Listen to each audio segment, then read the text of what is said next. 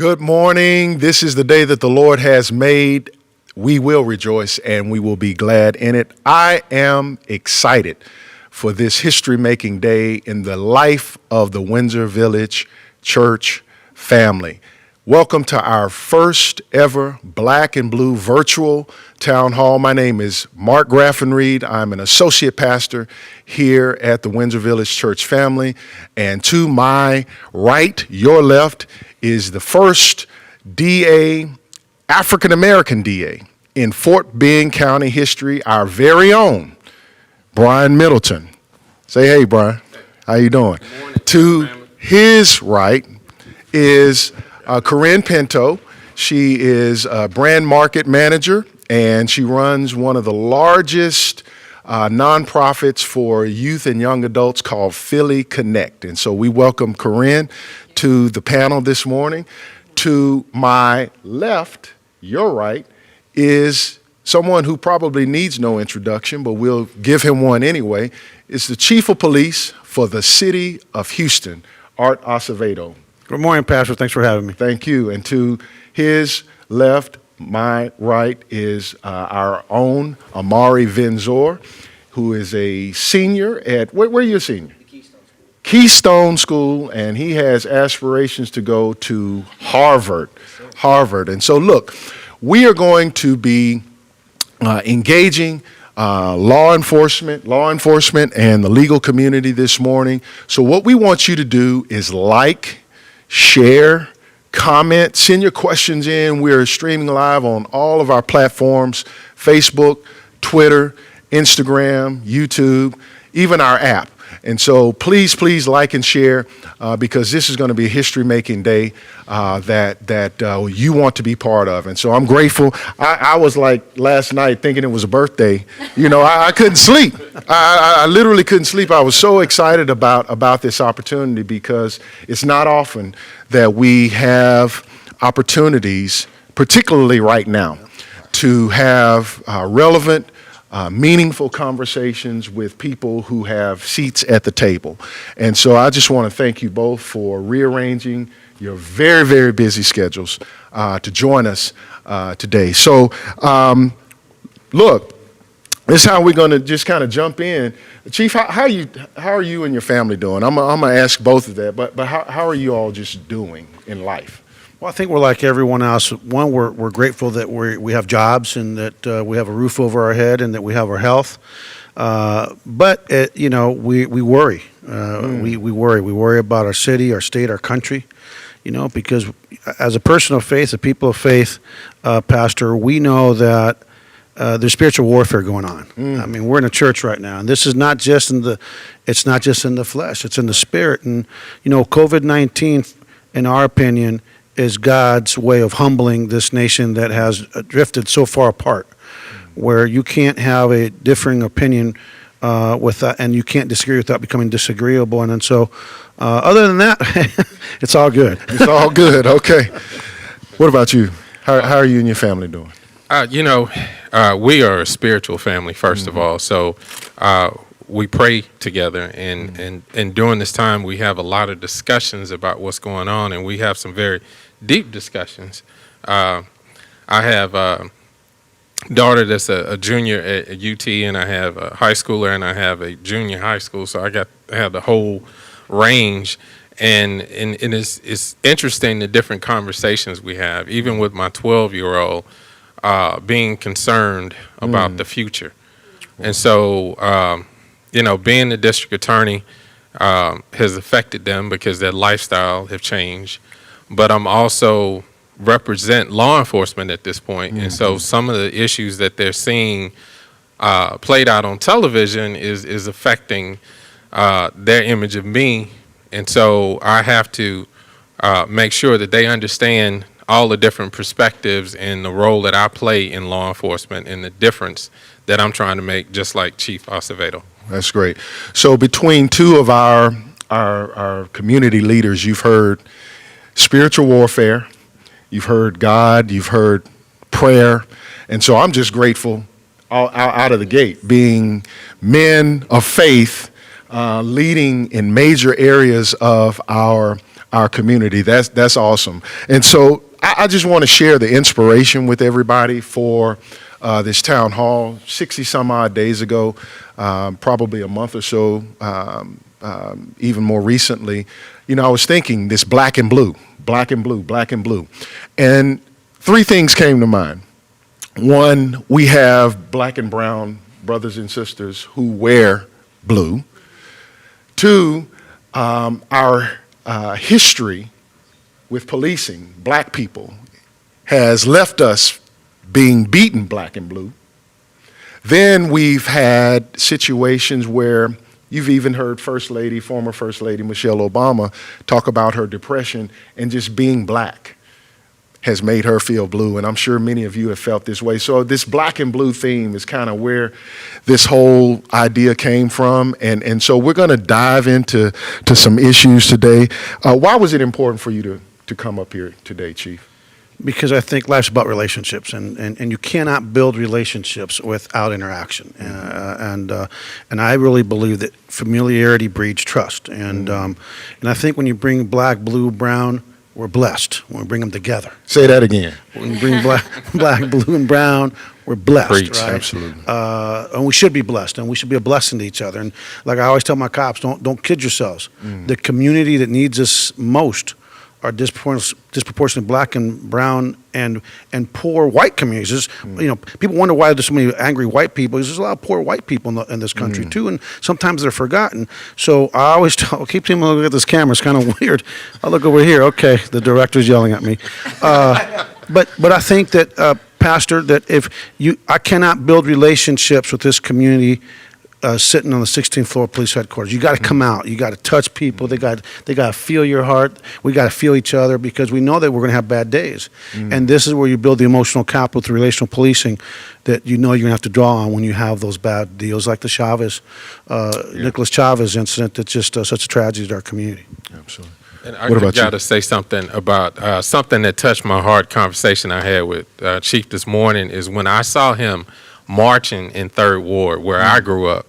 It touched me because so often you felt neglected, you felt targeted, and to see the police chief side by side with my brothers in Third Ward touched me. It was something I had never seen before happen in my home community. So thank you for doing that, and that was huge. And that's how we move forward, is by having these relationships.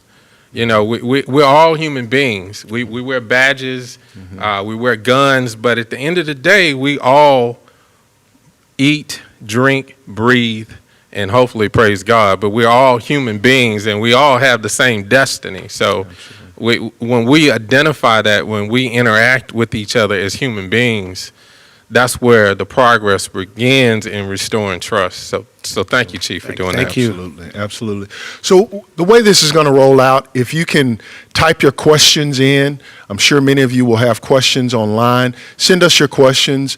We're going to just kind of have a roundtable discussion, but we're going to ask some questions, and people didn't know, and I didn't know this, that you're from Havana, Yeah. from Havana, Cuba, and I'm a refugee. Yeah. Were you really? Oh yeah, I'm a So- refugee. so I'm you one of those grew up- bad hombres that somebody on the White House warned you about. So you grew up in Castro-led Cuba. No, I was born in Castro-led Born in- Cuba, but thanks to the generosity of this country, the country that was, founded by immigrants, built by immigrants, sustained by immigrants, and will only remain a world power through immigration, we received the greatest gift of all, and that's freedom, when we became political refugees in on 12/12 of 68, we arrived here in the United States. 12/12 of 68. I was 4.5. So what was that like, immigrating from Cuba, and to say our nation's relations were a little bit tense would be Yeah, putting they it were lightly. tense. What was that like coming to this country? Look, we were called worms by the communist government. So when we were left, and they said a lot of very bad things about our country, this country. But look, this is a country that I think that has been blessed because we are a Judeo-Christian nation. But I think that, again, this COVID thing, I really think is part of it because we've moved away from God in a lot of ways. I gave a speech in Austin a few years ago to a huge Christian gathering. It was their first gala. It was a lot of pastors and it was communities of faith. And I'll never forget telling my story, but also calling them out because God is watching. And, see, and God is going to hold us accountable, not just for what we have said and done, but what we have failed to say and do. I like when, that. When you know, God bless people that when Black Lives Matter came about, they started Blue Lives Matter, All Lives Matter, but too many of those people have never actually said Black Lives Matter. And That's the right. answer to Black Lives Matter was simply, you're right, Black lives do matter. That's right. Because Black Lives Matter didn't mean that blue lives don't matter. Right.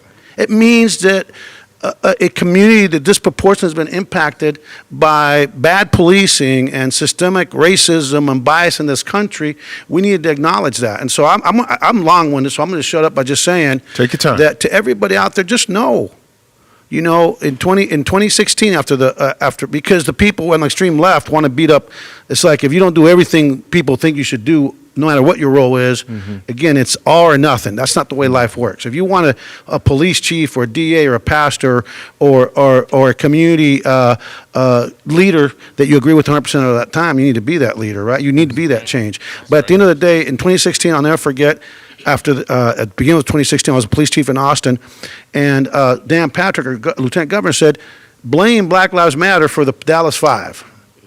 Wow. This was 2016. And I was at a press conference, and the media said, hey, have you heard about this with the Lieutenant Governor? And I said, no, I hadn't. And well, what's your response? I said, well, shame on him. Wow. Because I've met with my local Black Lives Matter leadership, my Austin Justice Coalition, the Measures Austin, young black activists, and I know where their heart is. So rather than using that broad brush, that we need to put down in this country, where we got to stop judging people by the color of their skin, the zip code they live in, the car they drive, or the uniform they wear. We need to start judging people through the content of their own hearts and their own actions. And until we do that, we're never going to heal as a nation. Right. And so you speak of Dr. King's legacy, you know, judging people based on the content of their character versus the color of their skin. So you've, D.A. Middleton, what led you for a legal career, and then, because you went from private practice and then you pursued the DA's office, what was your motivation for that? Well, yeah, you know, the primary reason I went to law school was to protect people. I've always been the type of person, I hate bullies. I had a fine example for a father who was always very militant and always on the ground protecting workers as a labor lawyer. And I remember thinking, you know, being so proud of my father standing up to people and standing up for me, and I wanted to be like him. And so I said, you know, how best can I protect people? At first I thought of a career in law enforcement, and my mother, because my older brother had died, she begged me to reconsider. So I said, well, I'll go to law school. And then I got the bug working at the Harris County District Attorney's Office, because I realized at that point as an intern that was the best way I could protect people, because as a prosecutor, you protect victims from bullies. And you also have this ability, when you see an injustice, to do something about it. And so I was just so enthusiastic about being an intern at the Harris County District Attorney's Office that I pursued being a prosecutor. And then when the opportunity arose to run for this position, I didn't hesitate, because I knew that it would be a passion for me. And so, again, I'm doing this job because I want to protect the community and I want to protect people from bullies. So that's why I'm district attorney, and that's what drives me every day. Great. This question is for both of you, Chief, and I'll let you stab at it first.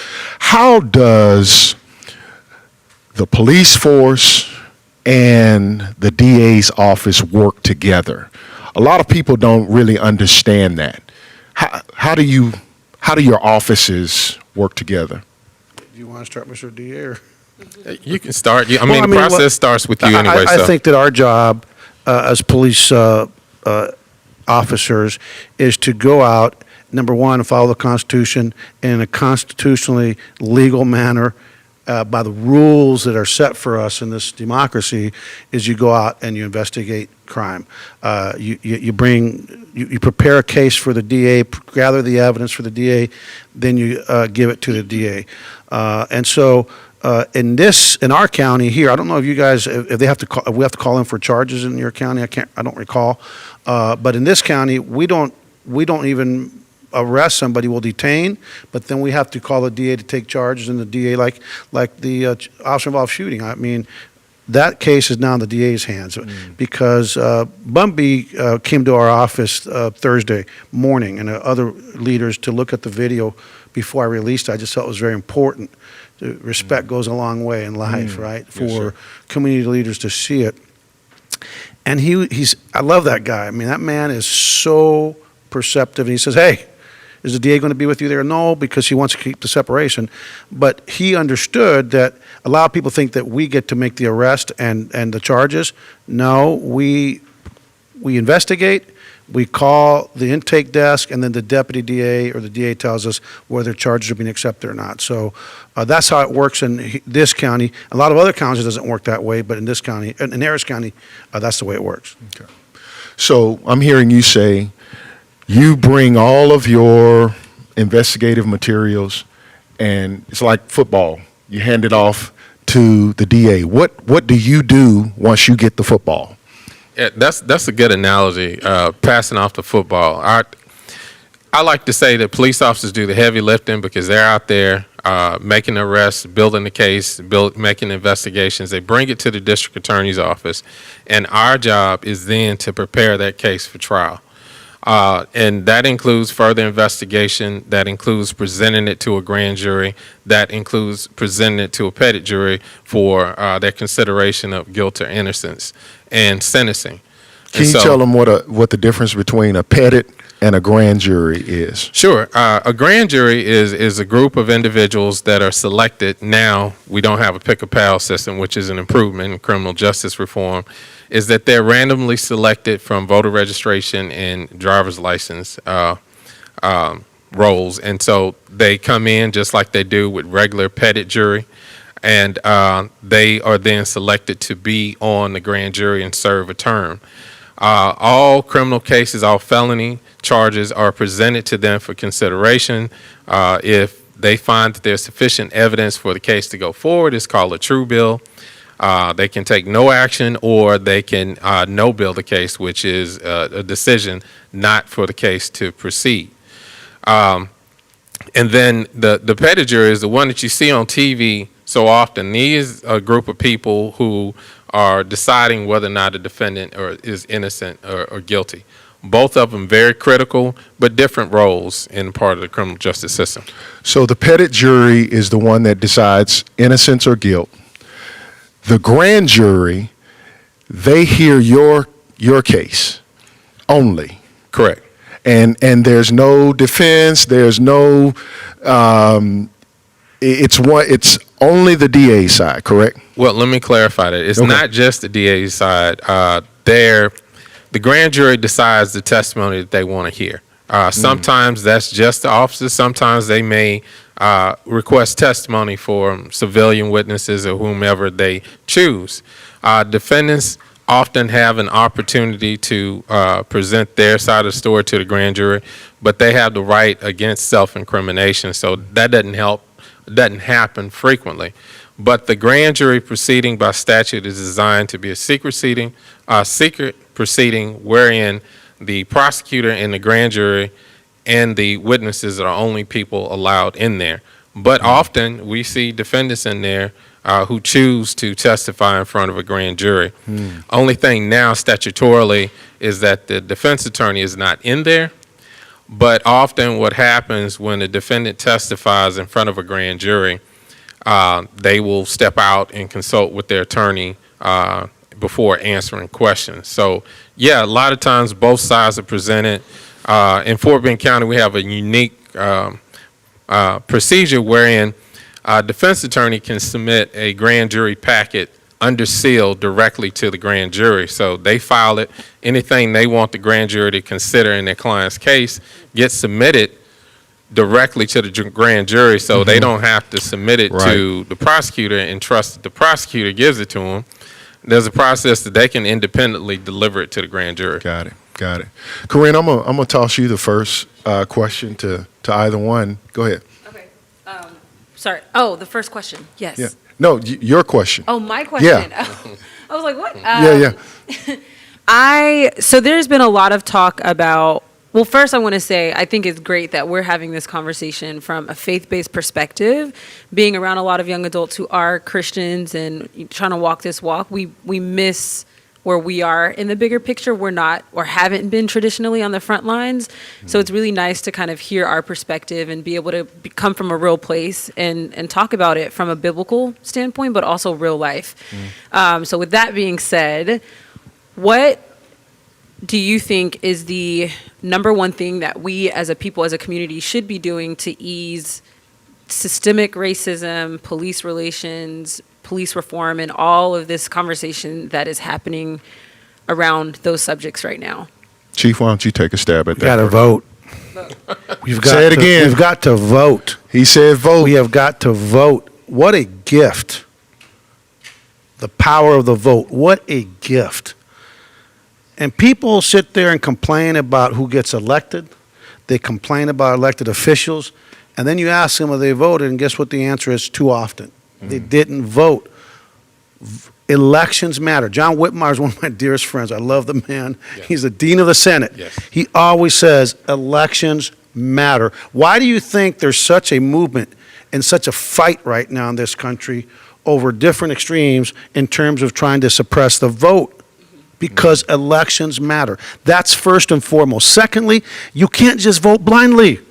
I have voted for Republicans. I've voted for Democrats because I want to know what they stand for. I don't care about their party affiliation. I want to know, what are they standing for? What do they speak to? What are their priorities? Do not just give away your vote. Make people earn your vote. Make sure you know what they stand for. This straight party ticket stuff, I don't believe in that, because I think that's just lazy. So vote. Please vote. Be an informed voter and hold elected officials' feet to the fire, because those that you think that are D or an R, your friends or your enemies, or unless you pay attention and close attention, you're going to find that some people you think you may not have voted for, had you paid attention, you might just have voted for them, and some that you voted for just because of party affiliation probably don't represent your views or your interest. Right. Can I So go say ahead. something? I was at a protest earlier this year, and someone said, make your elected officials, politicians famous, like know their names. When they're signing bills into place, and you know who said this and who is putting this thing into action, like they're more likely to be held accountable. So I think voting, knowing who you're voting for, and then following their trajectory of their career and what they're doing will definitely, I believe, if we continue in that manner, we'll see some change happen in a different kind of way. Amen. Thank you, Corinne. Mar, I know you had some questions. Yes, sir. I just want to first say thank you so much for allowing me to sit in on this dialogue. I think it's such a great conversation to have, both of these powerful people in these positions, to be here to ask these questions. But my question is, being in a youth in today's society, one of the things that's on social media, one of the things that's a part of our culture is being the change and making a change, right? And so my question for both of you is, what are some things that we can do as youth to not only empower ourselves, but to make a change if we are not of voting age yet? Well, get engaged, get involved, lift your voices when you see that there's a march or a demonstration. Be there, be part of it, because let me just tell you something, young people in here. I really believe in my heart of hearts, as tough as it is right now, I've got great hope for our country because of the youth. Okay? Yeah. Young people today, I've got a 12-year-old that, I always tell them you're either going to grow up to be rich or in prison. Choose wisely, right? Because he's really smart, but he wants to take shortcuts all the time. And there's a lot of smart people in prison because they don't want to do the work. Shortcut. Okay, you got to use this. God give it to you for a reason. But that little 12-year-old kid is more perceptive and more understanding, and And that's not just this kid, that's just the youth of this country. So don't underestimate, the March on Our Lives movement has done more. Moms Demand Action is great. They've done a lot. But once the youth, after Parkland, organized, they didn't need their vote. What they lifted up was their voice. So get engaged, stay involved, because I really think that the 17-year-old that's today is going to be the 18-year-old tomorrow, and that engagement is putting fear in the hearts of policymakers, because they know that they ain't got too many more tomorrows if they don't become a little bit more open-minded like the young people in this country. Yeah, I concur with everything Chief Acevedo indicated. One of the things I think that youth can do is that even if you can't vote, you can encourage other people to vote. You can get involved in community organizations and help push out the vote, help educate voters, but most importantly is to speak up. We are where we are in America because of my generation and the generations before me. And what I've seen in these last few months is an awakening in the whole world. And what I've seen with youth, and it's been inspiring to me, is that, okay, this is my hope. People like you two that think differently and saying, no, we're not going to tolerate that. We are going to be the change that we want to see in this world. So keep being you is what I would say, but encourage the people who are voting age to vote, educating people about the process. And then you were speaking about how to hold our elected officials accountable and how to vote and who to vote for.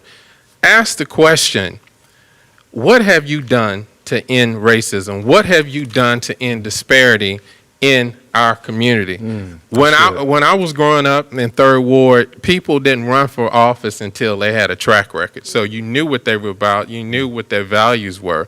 But now that's not so common.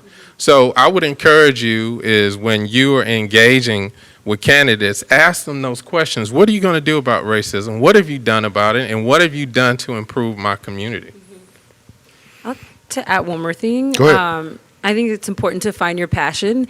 And a lot of the things that are happening now, those things that make you cry, the things that make you happy, where you find yourself really pushed and wanting to be engaged in, we can help on such a micro level. Like, I think a lot of times now with social media and influence, and everyone has this desire to be like, I'm a person and I have a name, where the real influence happens on a very micro level. So you're talking to the 10-year-olds of the future, right? And the kids who need that to see us encouraging them, to pouring back into the community. So when they come up, we don't see the same cycles and systems that are in place now affecting them in the same way that they have affected people. Cool.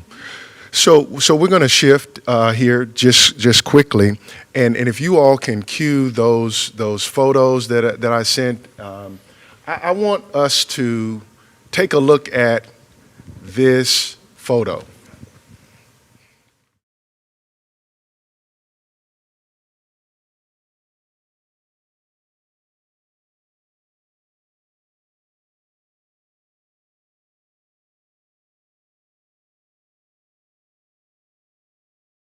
Governor's I think it's inside in front of her office. in Michigan. In Michigan. Now I want us to play this clip. Shut up! Shut up! Shut up!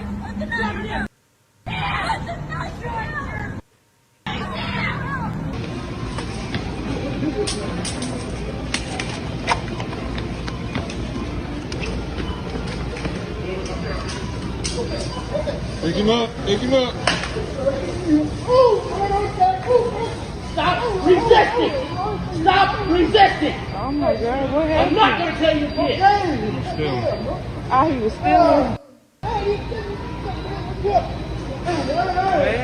Stop resisting. Okay. Stop resisting. There you go. So I was checking the penal code. I was checking the penal code the other day, and I didn't see in the penal code that it was a crime to be black. But when you look at these images, it seems as though it's a crime to be black because officers appear to be able to exercise self-restraint and de-escalation tactics when there's a white person involved. That's what we saw. And so when we wake up to these images, help us understand how, just help us understand that, these images that we speak. Chief, you can take. Well, I mean, I think that's the elephant in the room, right? Why is it that similarly situated circumstances disproportionately, when they lead to serious injury or death, why is it a person of color? Mm-hmm. And I think the answer to that is the prism through which too many of us look at people of color. And the sad truth is that you can't, every time that we have in law enforcement across this country, that we have a bad use of force or a deadly use of force that was not justified involving a person of color, everyone wants more implicit bias training. Everyone wants more of, racial diversity training. And I'm at the point now that I'm so frustrated that I feel like, can I really train hate out of somebody's heart? Wow. Or can I really train bias out of somebody's heart? We may be better off ensuring that we're investing those dollars in training on proper response, regardless of color, proper tactics, so it becomes almost second nature. So hopefully the training helps them overcome the bias, right? Because repetition and also the assessment of somebody's critical thinking skills is key. But it is something that what Americans don't understand sometimes, but I think after George Floyd, they're starting to see it, is that disproportionately communities of color and black communities more so than even Hispanic communities, because it seems like the darker your skin, the greater the bias, right? Mm-hmm. Are impacted by this. Mm-hmm. But to be fair, we also have a lot of good instances that unfortunately we in law enforcement don't do a good job of showing, like the Scott Street shooting, that we're preparing this a process now where that young man was shot by an African-American man, was shot on Scott Street, became a little controversial. Well, you will see my officer for 5 minutes. I described what's on the video without releasing the video. With the guy had the gun right here. You can see the 9mm turned out to be a pellet. And he kept advancing on the officer, and the officer did not shoot for 5 minutes, backing around. But he did shoot at the end.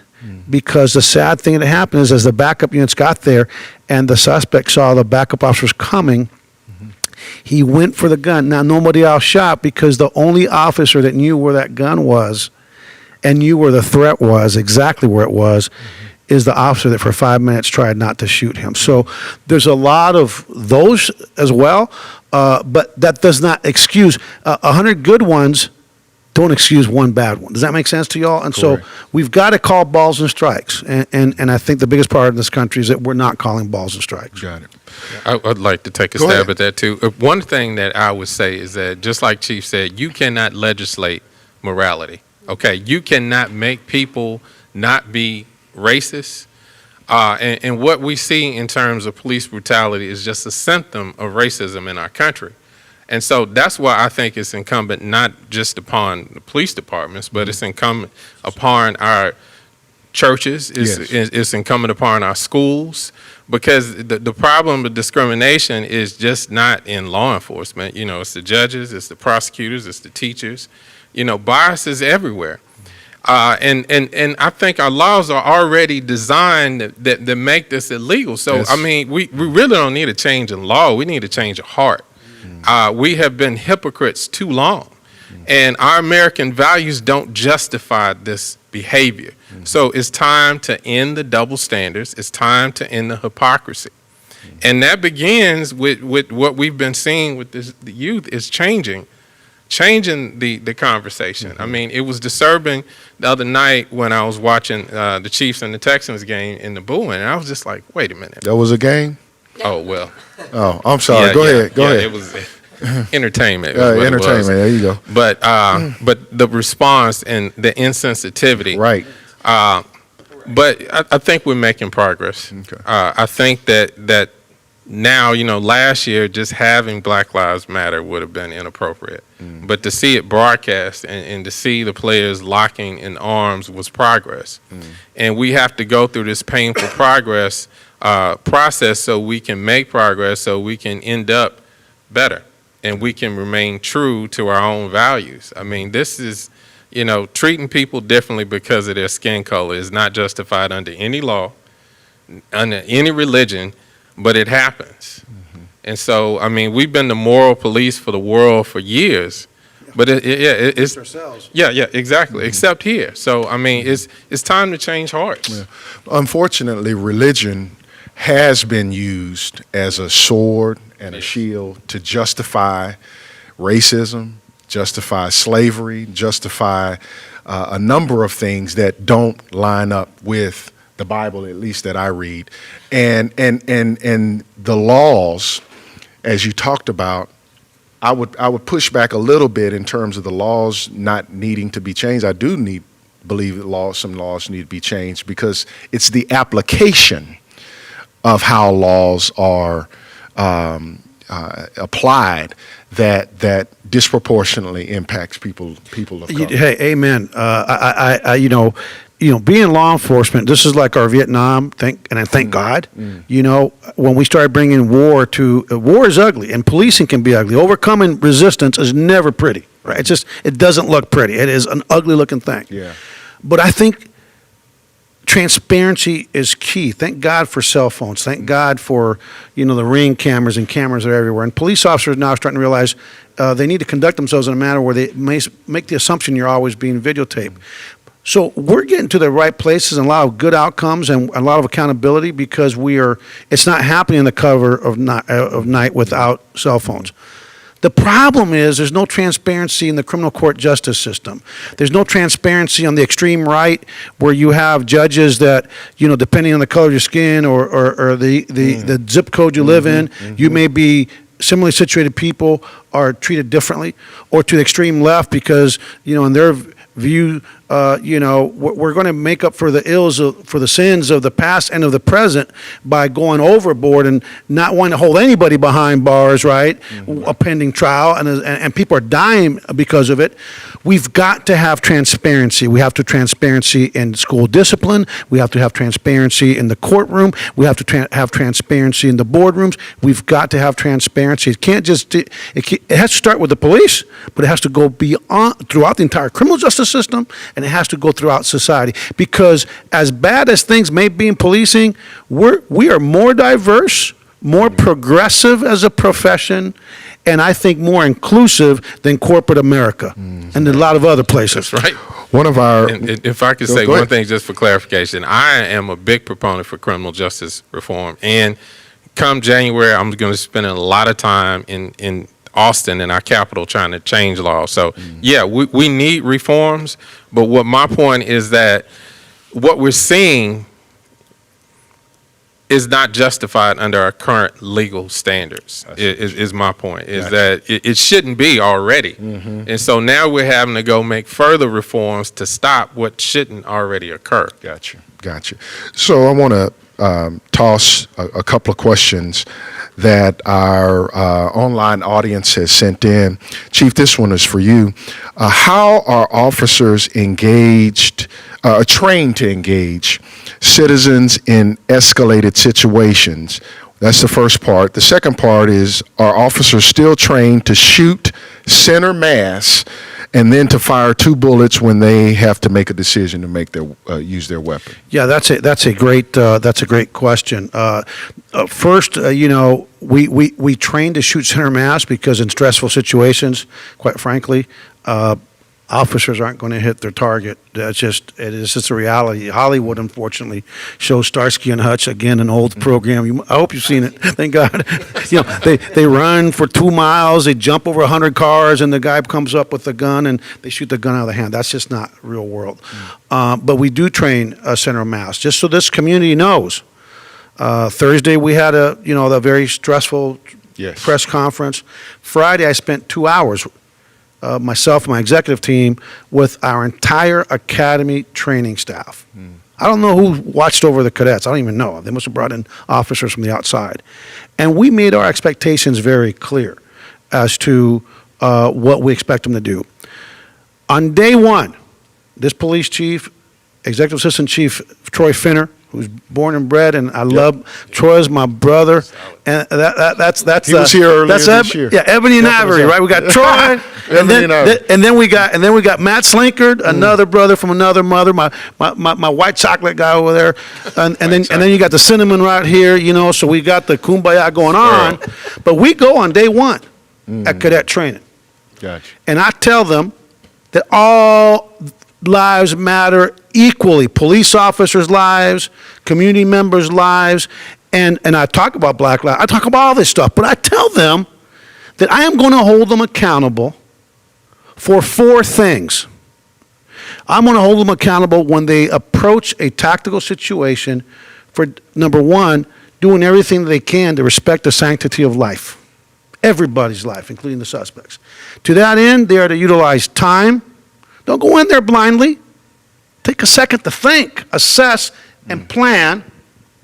Distance. I bring up Tamir Rice on day 1 of academy training, Pastor. On day 1, I bring up Tamir Rice. Well, you get a man with a gun call, because Tamir was a big kid, and let's see it. When you see a big 12-year-old white kid, too many people see, well, that's a big fat kid. But when they see a Correct. big 12-year-old black kid, they say, Right. that guy's dangerous. Correct. So there's Tamir Rice in the park in Cleveland.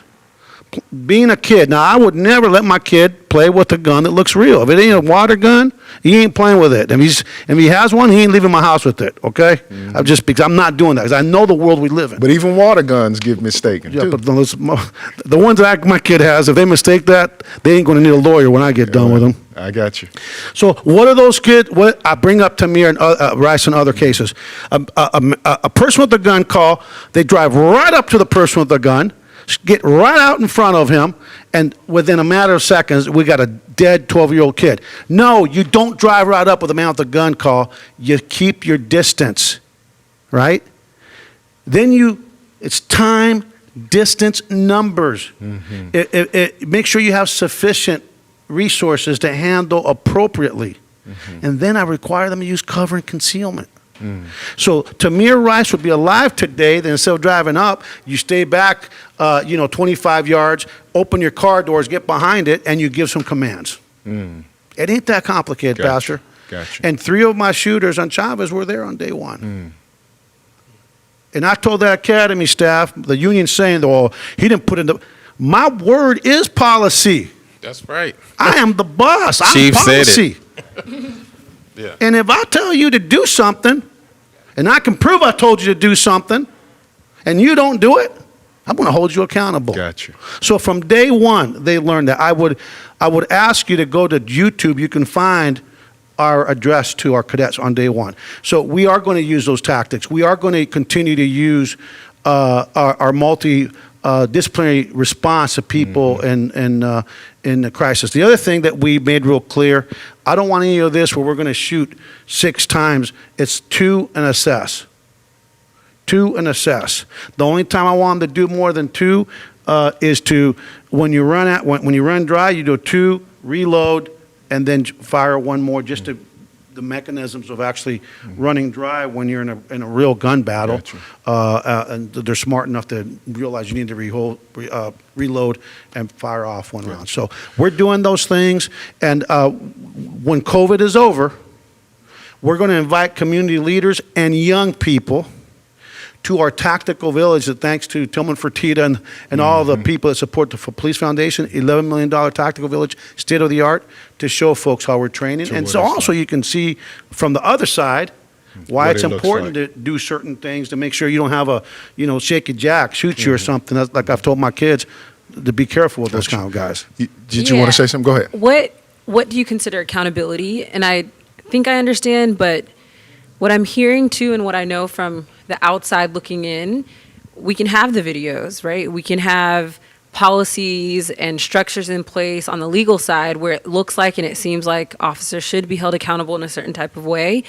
But there also seems to be systems in place where it seems to be systems in place where whatever the accountability is, that people, the police officers and people in power are not being held accountable. And then the other question, or the other side of this question, is what is accountability, or should there be accountability also for civilians and people that are calling in things that don't need to be called in, or have their own implicit biases, et cetera. So how can we rectify those two things?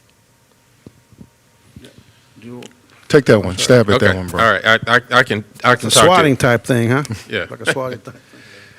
In terms of accountability, what that looks like is that if you violate the law, you're held accountable. And I think what we're working towards now is faster accountability, not going on so long. But what it would look like is, first of all, is discipline. Second of all, from the district attorney's perspective, is charges. Did you? One of the things that we have to do as prosecutors, and I can tell you, anytime you see police officers go hands-on in use of force, it's going to look awful. And so what we have to do as prosecutors is determine, it looks awful, but was it lawful? And then from there, it becomes, it was legal, but was it right? And that's what the community response is legal versus right. But in the legal system, we have to deal with the unlawful situations. The community then has to deal with the legal but not right situation. And that's where politics comes in, but that's also where discipline comes in. And so that's what it looks like. That's what the transparency looks like. And that's how we move forward.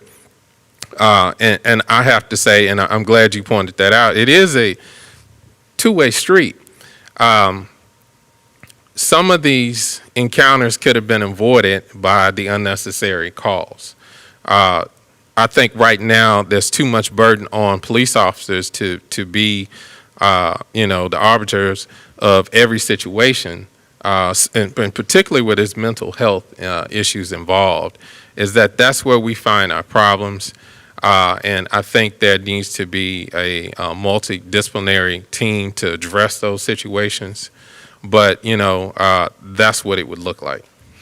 Staying with you, Brian, one of the questions from our online audience says, and it's twofold, who picks the grand jury, and how can people become part of a grand jury pool? You touched on it a little bit earlier, but who picks them, and how can people become part of it? Because they serve for terms. That's right. It's not one and done. You have a term. Explain that to us. Right. So if you have a driver's license or a voter, or you're registered to vote, you're already a part of the potential pool. You just need to watch your mailbox and wait on a summons to come for grand jury service. So the way the process works is you get that summons, and we may send out 1,000 summons. You'll show up, and you'll be in a large room, and you will be screened through a process to make sure that you're qualified to be a part of that. And then from that group of people who are determined to be qualified, 12 are selected and some alternates to serve on each grand jury. Harris County has more grand juries than we currently have in Fort Bend, but there's one for a term for each court's grand jury. So the grand jury is impaneled by a particular court. Maybe the 183rd or 268th in Fort Bend County would have a court, would have a grand jury assigned to it. And we go through that process every 6 months to try to get grand jurors to serve for that term.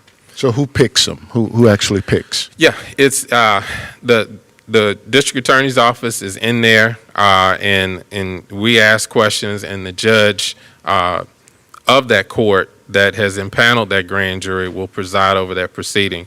And then it's not that we select them, it's the ones who are not excluded are selected to be on there. So we ask a series of questions to make sure that they're qualified. The people that are qualified get to stay. And then from there, we just pick the first 12 and a number of alternates who will then serve on that grand jury's term. So the panel that's currently impaneled in Fort Bend, for example, how many people of color, if you can just generally, are on that grand jury in Fort Bend? There's secrecy laws with grand juries, so I can't divulge a lot of that, but I can tell you that I have been very impressed with the diversity that we've seen in our grand jury system since we went away from the pick-a-pal system because of the way that people are selected. Now, in the 80s and the 90s, it wasn't gonna reflect the diversity of the community. But since the law was changed and we have this new process, it's going to look exactly like the people who show up.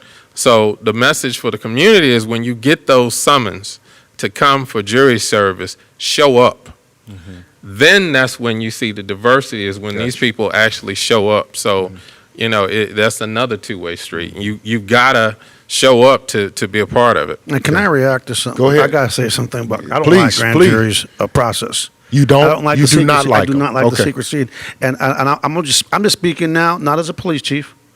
I'm speaking as a community member. All right. Where I believe that we've got to have trust if we're going to have good outcomes. Okay, there we go again. Okay, sorry. This is rude. I believe that there's a public perception that the old saying that the old adage you can indict a ham sandwich, right? I think that's not true. I think that grand juries. I've been called in front of the grand jury as a police chief after officer-involved shootings in Travis County. They used to call me all the time. They don't give nobody a pass, and those grand jurors take it serious. They hammer, but what can happen is that the DA is part of who educates the grand jury on what are the different charges that can be brought, okay? Because sometimes, hopefully you have a grand jury that's smart enough to say, wait a minute, we want to look at the law ourselves. But we've got to have transparency because how do I know if the DA is giving them a bunch of options or not? I just think that if we're going to have that at least at the end there should be a release of what happened in there, right? Because, and then one other thing that I want to bring up that I don't know how Mr. Middleton feels. Because of body-worn cameras and all the cameras in society now, most officer-involved shootings, more often than not, or more likely than not, are going to be captured. People that want to tear down and create mistrust will use this line. Well, they took 300 in the last, I'm just making up numbers. In the last 5 years, they've taken 300 officer-involved shootings to grand jury, and only 2 have been indicted, or only 5. I'm just making up numbers. Well, in reality, in most of those cases, because of the transparency that technology brings us, what we should have just done is just use prosecutorial discretion and say either I'm going to indict or not. And if you indict, it's a felony, you still got to take it to grand jury under state law. But just people know a bad shooting when they see it. Because what will happen is that if people are actually using that to say that the grand jury process is beyond broken, it's corrupt, that the DAs are giving them passes. And I've actually been part of the grand jury process where I remember one case, an African-American lady in Austin, she said to me about this officer-involved shooting. I'm not using names, so I'm not breaking any law. Please, you're not my lawyer, but I don't want to get in trouble. I don't want to get in trouble. But she said, I came in here angry at the officer. I came in here angry when as a grand juror, and I just knew I was going to indict this officer. But once I heard all the evidence and saw the evidence and heard his testimony, because he did, he made me cry, and I got up and hugged him. But the problem is, it's so secretive that nobody knows the good and the bad and the ugly. We've got to bring transparency. Somehow, I hope that we can figure out how to do that to bring more transparency into that process. And I think you want to react to whatever I said. No, okay, just make sure. Pastor, I just got to add something, and your point is well taken. I can tell you we do it a little bit differently in Fort Bend County Yes. because when we impanel that grand jury, we invite the criminal defense bar to come in and address the grand jury at the beginning. And just like I said, we have that procedure that we develop in Fort Bend County where the defense attorney can bypass the prosecutor's office and directly submit a grand jury packet to the grand jury. So we have that two-way street going. We need to protect the secrecy of grand jurors because they will be targets, just like we're targets. But that's the idea of some of the secrecy. But, having more advocacy in the grand jury process probably would produce better results. But then we start looking at time frames when we start having many trials before the case is charged. So, it could be improved, but there's a lot of things that go into consideration. Because just one more last thing. Please. Because I'll never forget a case. I won't say the name because I don't want to get in trouble. But I felt very strongly that an officer in Austin should have been indicted. And come to find out that the only charge that was offered to the grand jury was murder. So I think at a minimum, the DA's office, and I'm not attacking the DA's office, but I believe in transparency because you see, law enforcement a lot of times when it comes to wrongful convictions, not erroneous, by the way, a lot of wrongful convictions are really erroneous convictions. There's no malice. It's just the witnesses got it wrong, whatever. But a lot of the stuff that we get beat up in law enforcement is because of prosecutors. I think that at a minimum, prosecutors should be required to say what are the different charges and the elements of the charges that the grand jury was asked to consider by the prosecution. I Well think, stated. Yeah, the transparency piece is important. And it kind of goes back to what I said earlier about accountability and transparency. It seems as if, again, these systems are in place. The typical, community, we don't necessarily know what Chief Acevedo just said. And so when we see things like Breonna Taylor and the police officers that are still, around town living life, those are the questions where, okay, we can have transparency. We can see everything that was done. We as a people think we know what should be happening now as a result of that. But how are things not now being put into place where murderers are behind bars? To add on to what she said really quickly, Go ahead, and then I'll Amar. go into my question. I also think it's important for us with the transparency to make sure the information is palatable, right? Because if you give us this transparency, you give us this information, and it's something that only Chief Acevedo or Mr. D.A. Middleton understands, then what benefit do we receive as a community from it, right? So how can we get the information? How do we translate that over to positive change and put that positive reinforcement out into our community? You both said very profound things that I took note. You said legal but right in mentioning into the communities, and you said you can't train out a bad heart, right? Hate, Being yeah. a young black Can't male, train heart. Can't train hate out of somebody's heart. right? Can't train hate out of somebody's heart. Thank you.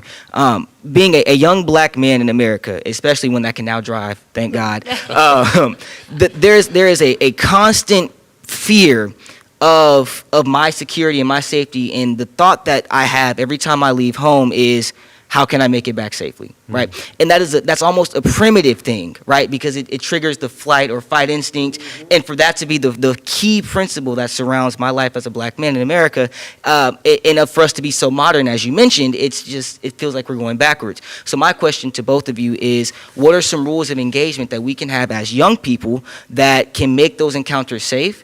And what are ways that we can de-escalate situations from our perspective so that way we don't have to add to the problem rather than mediating it? Lord, Harvard doesn't deserve you. We got to find a better They school. don't. We got to find a better school. You need to be running Harvard, not attending Harvard. I don't like talking about.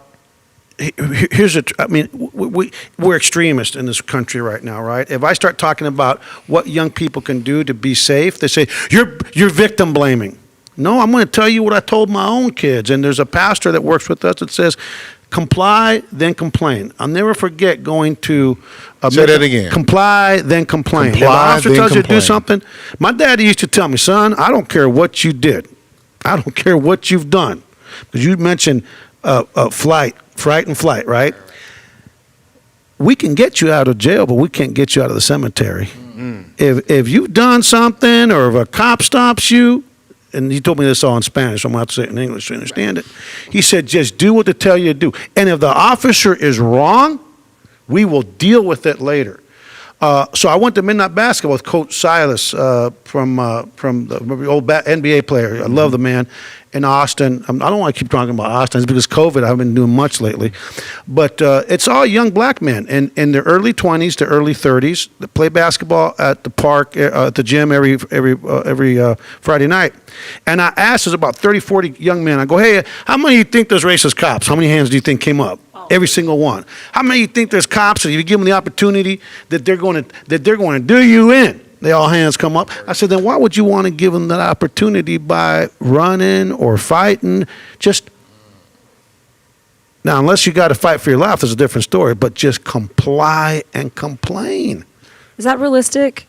I ask that because just like we said, police officers in a certain situation, there is a level of fear that causes them to react, right? In the shooting instance, if I am in a situation, a black man is in a situation and is being told X, Y, and Z, and when the police officer or person in power or whatever the situation is escalating rather than de-escalating, it takes another level of humanity to also put myself in a place of being disrespected, being all these things, and to still like comply. And I'm not disagreeing at all. Like, I agree. But I also wonder, like, how realistic is that now to put the onus and the responsibility on someone who didn't take an oath and didn't take the pledge to protect and to serve in those ways? And I love you said that because, you know, the Black Panther Party, new Black Panther Party president in Austin, we used to work, and he told me something that was so profound one day in my office. He says, Chief, what your officers don't understand, when somebody in the community acts the fool and they lower these professional police officers lower themselves to that, they're acting the fool and they took an oath. I mean, think about that. You nailed it. And so we have to train our people to be above that. But for me, the biggest mistake that we can make as Americans, regardless of where you live, your color of your skin, is that when we're not treated right, not to complain. Because even if you don't believe that the police department is going to do something about it, and let's say it's word on word, okay? This is the way I roll, okay? The first time, officer, you might get the benefit of the doubt that the number one complaint against cops is that they're what is the number one complaint? They're rude. Not brutality, not use of force, rudeness. And if you're that young black guy that's been stopped for the 10th time in a week, and now you're being mistreated, you may react. And I pray don't do it.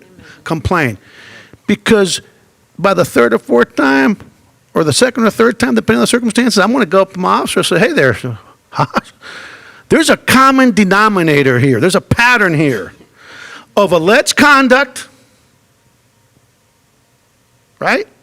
And the only common denominator is the alleged conduct and you. So guess what I'm going to use to sustain that complaint? The pattern. People that don't know each other. Lightning don't strike 3 times in a row. Right? So it's important for people that if the officer didn't do it right, comply and complain. And then one other thing. Because we live in a society where we love to just tear each other down. When an officer does it good, let's lift them up. Yeah. Yes. Right? Because we don't want them to believe it's us against them, right? So when officers do good, I'm not saying to call us when just they simply did their job. I'll never forget during, when I was a young cop in L.A., I stopped an Iranian guy, a Persian man, and I wrote him a ticket, and I was a professional. This man, because was a lot of tension in the Middle East back then with Iran. I'm older. This is in the 80s. And he started thanking me profusely, and I'm like, for what? He goes, "You have been so professional. You have been so kind." Wow. I just wrote the man a ticket. I mean, it just broke my heart, you know. And let me just say one last thing. I told you guys I talk a lot because I believe that's why we brought you here. I never forget. I'm a brand new cop in East LA. I stop a person for like a couple. It was a black couple. For a traffic violation, and you can't really see who's in the car. People see racial profiling when you're chasing taillights. A lot of times you don't even know who you're stopping. To be real honest with you. Now, if you're coming at me, I can see you, but it's really hard to see sometimes. But I see the hands come up. Oh my God! No, I get like, what's going on here? Why these people putting their hands up? I'm thinking that they just rob a bank. Think about that. I'm just a young 20. I just turned 22. I'm like, so I get my gun out. I'm like, why are their hands up? That's how naive I was, right? And I walk up carefully, and I ran the plate. It came back clear. I walk up, and I see, and then I see it's this black couple, probably in their early 40s. And I said, folks, why are your hands up? Well, that's what we do. You had a gun. I mean, as a 22-year-old man, that was an eye-opening experience for me that a middle-aged black couple raised their hands and were that worried about me. That was very instructive. So I learned that we have to be aware of the prism in which people see us through the prism of history. And I always tell my cops the history of policing is very ugly in this country. And to a lot of black people, it ain't history they read in a book. No. It's a history they've lived. Exactly. And it may not be fair, but you're going to be judged and people are going to react to you through the prism of that history and through the present. And you've got to try to overcome that through your own actions. So I learned early on that the fear is palatable, the fear is real, and that we have to conduct ourselves in a way that try to de-escalate, calm people down. Does that make sense to y'all? But those are real stories of a 22-year-old kid. So let me say this. You talked about people know a bad shooting when they see one. Would you be able to say that Jacob Blake is a bad shooting? From everything I see, if you're shooting a man in the back 7 times, right, you got a bad shooting. Okay. I mean, now we don't have all the answers, right? Right. Because I don't know everything. But like I said with Nicholas Chavez, after I started seeing more of the videos, I don't remember my press conference, I said, there's a lot of tough questions that it's shocking, it was troubling to see that video that was out there. They've got a lot of tough questions. What people don't understand is that why it takes time, because that's a frustration. Officers, unlike citizens, are acting with the authority that the law gives them. Correct. And they're acting under the color of authority. And so that affords them a lot of protections and rules and everything else that we have to follow, unlike a regular citizen. And if I don't follow that process as a police chief, if I'm not very meticulous and deliberative and just give in to, hey, everybody wants me to do A, B, and C, we end up losing. We end up losing administratively. We end up losing cases. So, yeah, I don't. It is that is a problem. That's absolutely a problem. That shooting. We've got about 20 minutes left, and we've got several questions. They're all, it seems like a lot of people are interested in grand juries right now. We're not going to keep going back to it, but D.A. Middleton has said if you are a registered voter, you have a voter registration card, your name goes into a jury pool, and those are selected. One question that came, and if you can answer it with just a yes or no, ask if you can contact certain judges to become part of a grand jury. I don't. Yeah, that was the old system. The That's pick a what I pal thought. system is extinct. It's gone. You can't do that. You need to go get a driver's license or register to vote to get on a grand jury panel. And do both, because Yes, that's the yes, way that you're yes. going to have more lotto tickets. Gotcha. Do both. And so you're not a registered voter, you've already lost one of your opportunities to be a grand jury. So we have seen, and I'm going to shift real quick to Breonna Taylor. That was a shooting that took place in March. It's just now, almost 200 days later, a grand jury is considering charges against these officers. What took so long? I'm not asking you to be the Louisville DA, but you're in a DA's spot. What takes so long? And you've already said that a grand jury can true bill, which means to indict, or no bill, which means they go home. What take us behind the scenes in a situation like Breonna Taylor? these are always very complicated situations. There's a lot of evidence that must be reviewed and analyzed. And, you know, the way my office operates, we know when we go in front of the grand jury, we don't know what they're going to do. We don't know what decision that they will make. So you're taking a risk. So when we go forward, I train my prosecutors to go forward with the best case. We recently had let me add this too. It's another thing in terms of grand jurors. I wanted to say this earlier. In Fort Bend County, all officer-involved shootings are presented to the grand jury. And so when we go forward on cases like that, we don't rush the grand jury. We want to make sure that we have all our I's dotted and our T's crossed, and we present all the information to the grand jury. Sometimes the grand jury will ask for further information, which can also extend it. But, you know, every situation is different, and it's going to depend on the depth of the investigation, its thoroughness, how complicated the issues are, and having a lot of public attention does affect it, because you don't want to go in there, and I don't want to say this the wrong way, but you don't want to go in there negligently and not present all the information, because the public is going to hold you accountable.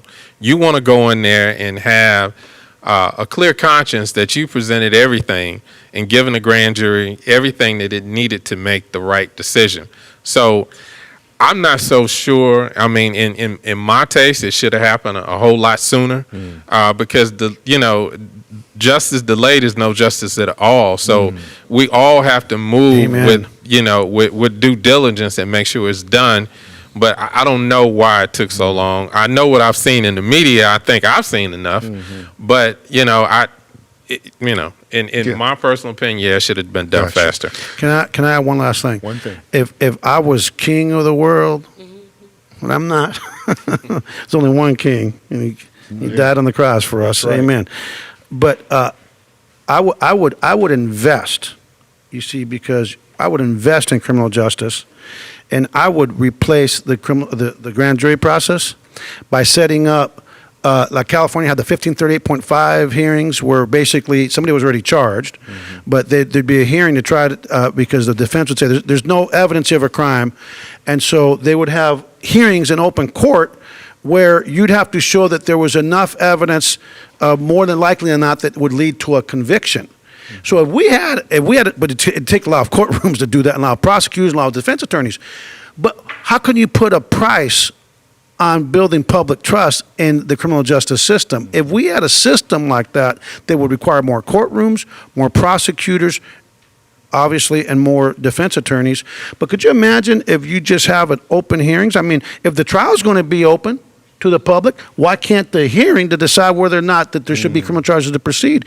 I think that if we were willing to invest in a transparent system, that we could ultimately, in this country, replace the secretive system that, I don't care what anybody says, we will never truly have faith in a secretive process. So Can I go say ahead. something? Go Because ahead. I want to say some lies. We were talking about police encounters. It's very important, because I've been a victim of one of those situations where I didn't get hurt, but I had my pride taken from me, completely humiliated, and it's left scars. I was in undergrad. It's a long time ago. But I still feel that pain from that traffic stop. HPD officer, I went around him. I was running late to class. I went around him. I passed him, and that pissed him off.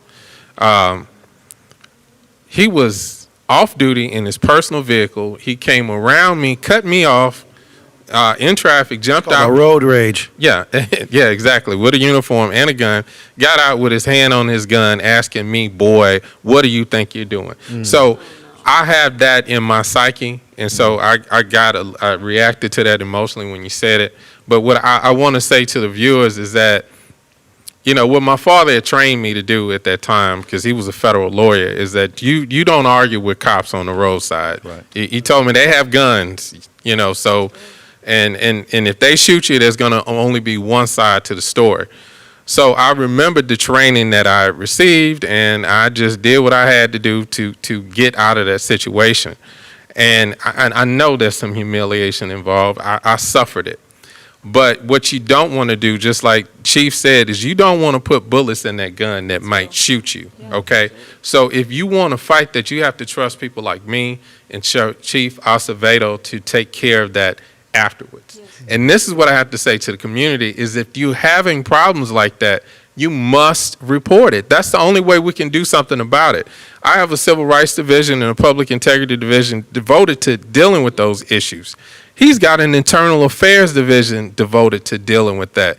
When you report these incidents and it ends up in an officer's profile in their employment history, action happens. Just like Chief said, it's like, look, man, this is the 10th complaint we got on you in the last 3 months. Something ain't right. Okay, so when you report these incidents, you prevent them from happening. So tell them real quick, if you're in Fort Bend, what website they can go to report, and then I want you to do that for HPD real quick.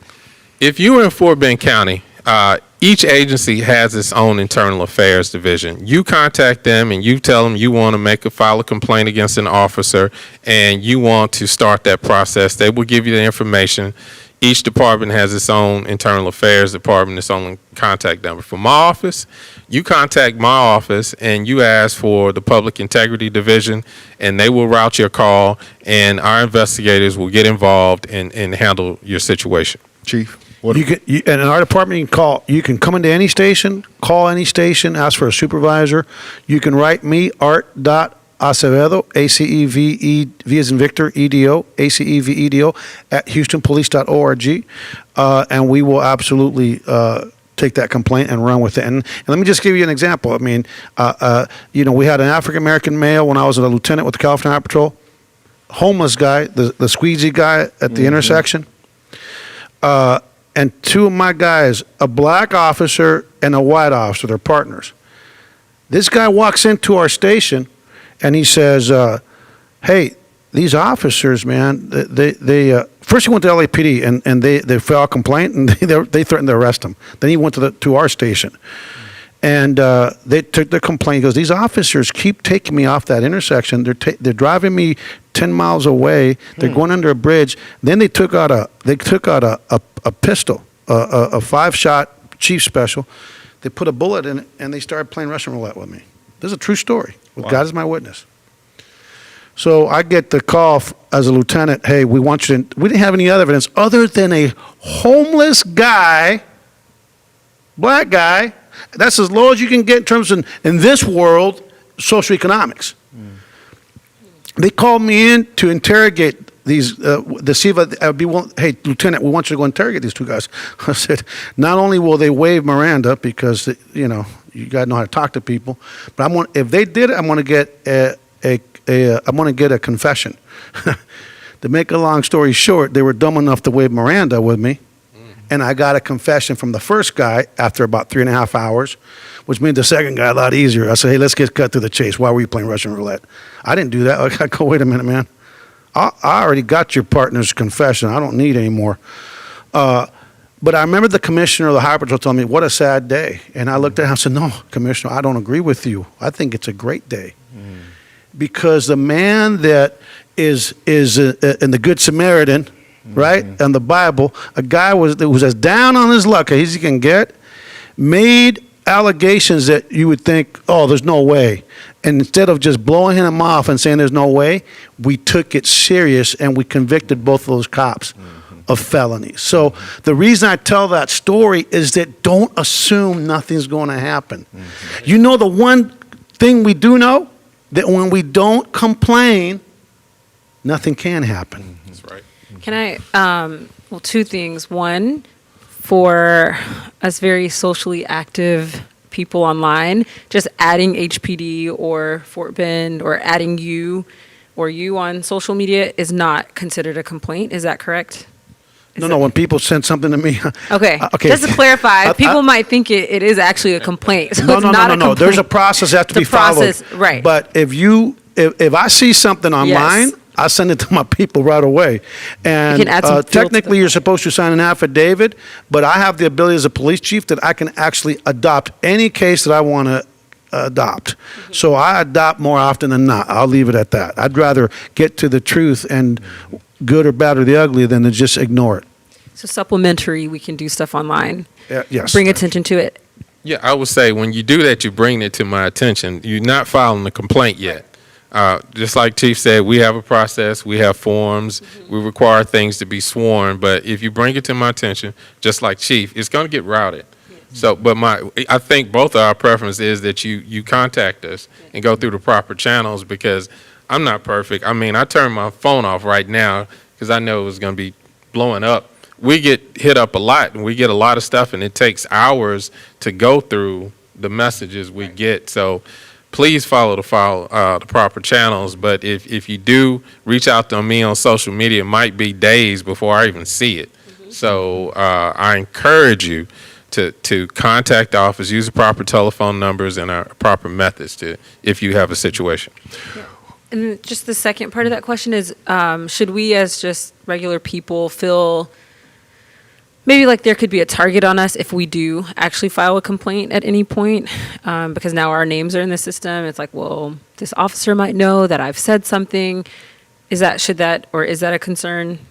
You know what? I know that is a concern in the minds of folks, but if someone retaliates against a complainant, administratively they're toast, and criminally, now they're maybe taking a rudeness complaint and turning it into a crime potentially. So I wouldn't worry about that too much. Thank you. Yeah, I would say when the cops start investigating the cops, there is an appropriate response.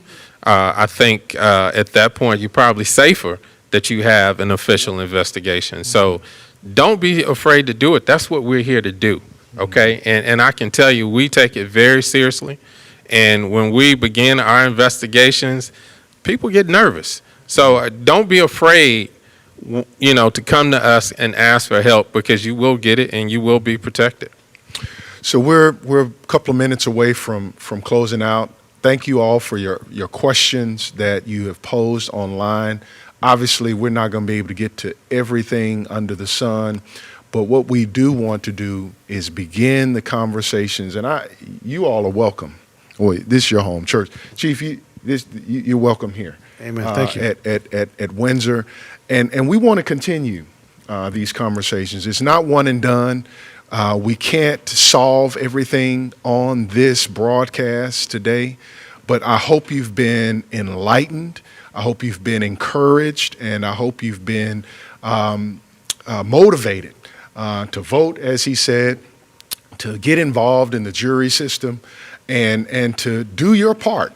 You don't have to be part of a whole movement, but do your part to ensure that you're doing the best that we can to advance the ball.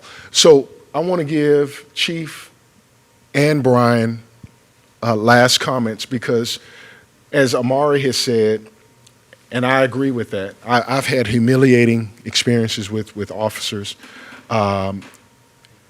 Officers have broken into homes. Breonna Taylor was at home, and so it doesn't seem to be a safe place for anybody to be. What, as a parting shot, advice would you give to parents, to the community, to encourage them? Because you believe in relational policing. I read that about you.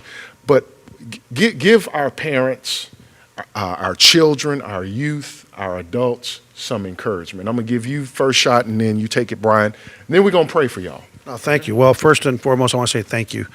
Thank you, because while we have the president encouraging people that don't like what's going on in Portland with a different set of minds to come in and create division and conflict, and then professes to be pro-law enforcement, who's in the middle of all that conflict? Those young men and women in blue. I tell people, let's take to the ballot box. Let's take to the state capitals, and let's take to each other and pull at each other's hearts, and not take to violence. But I think that for me, I just want to say this: we cannot be successful as a profession, as police officers, as a department, without the consent of the people. Everything we do is with consent of the people. And like I like to tell people that complain about Kaepernick Cap taking a knee, my response now is, what's your preference? People taking a knee or people taking the streets? people taking a knee or people taking to a Molotov cocktail. You see, because you can only kick some, like you can't kick your dog. Sooner or later, that dog's going to bite back. And I'm talking about we've got to be kind to one another, and we've got to call out balls and strikes, right, in everything we do. But at the end of the day, we can't do it without this community. If we're doing it right, let us know. If we're doing it wrong, let us know. And let's tell our kids the truth. The mass majority of cops are good, but just like the majority of people are good. But there are bad people and evil people in this world. Christ gave his life for us. He gave his life for us for a reason. And we've made it worth his time, let me tell you, and his sacrifice. The devil's alive and well, and it's not just in flesh, it's in the spirit. And our children need to know that. And having said that, I don't mind getting beat up for victim blaming, because I'd rather be blamed for victim blaming by saying comply and complain than to go to another funeral, than to have to go to another scene because we gave a bad cop, and I don't use a few bad apples anymore, because we've had to run out about 166 officers in the last 4 years. So I talk about bushels of apples. Okay? So there's bushels of apples. We have to understand that, and we have to lift up the good cops by holding up the bad cops accountable, and we cannot do it without this community. Last shot, Brian. Thank you, Pastor. You said something earlier about the role that religion is placed in this, and I agree that religion also divides us. You know, I'm a Christian, you know, and the Muslims, the Jewish people, is all different type of faiths, and we see each other differently. I'm from Fort Bend County, which is by some studies the second most diverse county in the nation. Chief, represent the most diverse city in the nation. And what I've noticed is that the greatest common denominator in both of these communities is humanity. And that's what we've forgotten. We've forgotten what makes us all the same. You know, it's not our religion. Yeah, that might be a little bit different. Our color, our skin may be what's different, but at the end of the day, we're all human beings. And we have to go about a process of restoring humanity in America and staying true to our American values. So I think that we need to look in the mirror and make sure we are who we say we are. Are our actions and our words in agreement? We must end double standards in America. Amen. Thank you, Amari. Thank you, Chief. Thank you, Brian. Thank you, Corinne. Thank you all for tuning in. We're just going to speak a blessing over you and over all of these. Father, we thank you for this time of fellowship. We thank you for your transparency. Thank you for dwelling amongst us. We pray that your favor continue to surround us like favor with a shield. God, bless our going out and our coming in. Bless these officers, their families. Bless the DA and his family. And continue, God, help us to speak truth to power, your truth, that all things do work together for good for those who love you and are called according to your purpose. We thank you for being here today. Thank you for all